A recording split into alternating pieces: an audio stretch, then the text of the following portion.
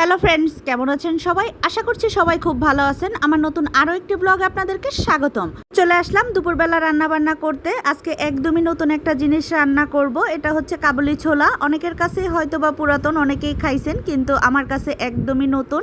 এই জিনিস আমি আগে কখনো রান্নাও করি নাই, খাইও নাই।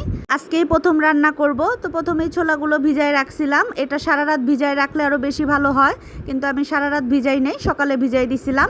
আর এখন রান্না করব। ছোলাগুলো ভিজায় রাখার পর অনেকটাই বড় বড় হয়ে গেছে। আর কাবলি ছোলা এমনিতেও নরমাল ছোলা থেকে একটু বড়ই হয়। তো এখন প্রেসার কুকারে সেদ্ধ দিয়ে দেব, লবণ আর একটু জল দিয়ে দিলাম। কাবুলি ছোলা দিয়ে আজকে রান্না করব চানা পনির। তো এর জন্য একটু মশলা করে নেব।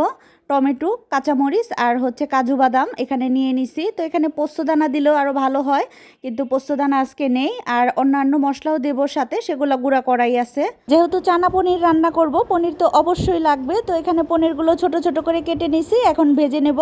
কড়াইতে তেল দিয়ে দিছি, এখন একটু লবণ দিয়ে দেব পনিরগুলো ভাজার জন্য। তো বন্ধুরা, আমার ভিডিওগুলো যদি আপনাদের ভালো লেগে থাকে তাহলে অবশ্যই লাইক, কমেন্ট, শেয়ার করতে ভুলবেন না। প্লিজ আমার ইউটিউব চ্যানেলটি সাবস্ক্রাইব করে দেবেন এবং আমার ফেসবুক পেজটি ফলো করে আমার পাশেই থাকবেন। এদিকে ছোলাগুলো সেদ্ধ হয়ে গেছে, আর সেদ্ধর পর ছোলাগুলো আরও অনেক বড় বড় হয়ে গেছে। তো ক্যামেরার থেকে খালি চোখে দেখতে আরও বেশি বড় বড় লাগতেছে। এখন পনির ভাজা তেলেই ফোড়ন দিয়ে দেব গোটা গরম মশলা, এলাচ, দারচিনি আর লবঙ্গ। ফোড়ন দেওয়ার পর এখন মশলাটা দিয়ে দেব, যে মশলাটা করে রাখছিলাম, কাজু বাদাম, কাঁচামরিচ আর টমেটো পেস্ট। কি যেই মশলাটুকু ছিল সেইটুকু দিয়ে একটু জল দিয়ে দিলাম। আর এখন এক এক করে সব মশলা দিয়ে দেব। আদা বাটা, ধনিয়া গুঁড়া, মরিচ গুঁড়া, হলুদ গুঁড়া, জিরা গুঁড়া। তো সব কিছু দিয়ে এখন একসাথে ভালো করে মশলাটা কষাই নেব।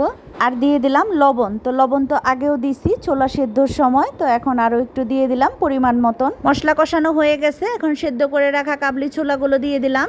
তো ছোলাগুলো দিয়েও এখন আরও কিছুক্ষণ কষাই নেব।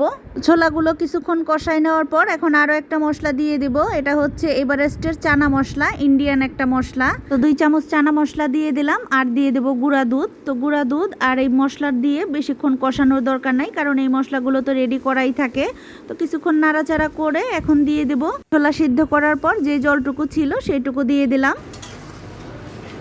এই কাবলি ছোলাটা আরও অনেকভাবেই রান্না করা যায়। পেঁয়াজ, রসুন, মাংসের সব মশলা দিয়েও রান্না করা যায়। তো আজকে যেহেতু আমাদের নিরামিষ, তাই আমি সম্পূর্ণ নিরামিষভাবেই রান্না করলাম।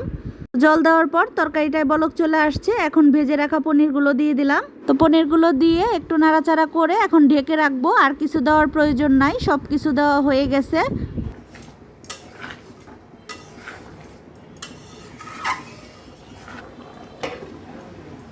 কিছুক্ষণ ঢেকে রাখার পর রান্নাটা হয়ে গেছে, আর একদমই পুরোপুরি রেডি চানা পনির রান্না। তো আমার রান্নাটা কেমন লাগলো কমেন্টে জানাবেন, আর ভালো লাগলে অবশ্যই একটি করে লাইক দিবেন। এই হচ্ছে আজকে আমার রান্না বান্না, জীবনের প্রথম চানা পনির রান্না। তো দেখতে তো বেশ ভালো হয়েছে, খেতেও খুব ভালো হয়েছিল। যেহেতু পরে ভয়েস ওভারটা দিচ্ছি তাই বলতে পারলাম। আর রান্না করছি আলু আর বেগুন ছোট ছোট করে কেটে একসাথে ভাজি, পটল ভাজি আর দুধ জাল দিয়ে নিছি। আজকে ডাল রান্না করি নাই, নিজের কাছেই যেন কেমন অবাক লাগতেছে যে আমার ঘরে ডাল রান্না হয় নাই। তো যেহেতু দুধ জাল দিছি, সমস্যা নাই, হয়ে যাবে। আজকের ভিডিওটা এখানেই শেষ করে দিচ্ছি। টাটা।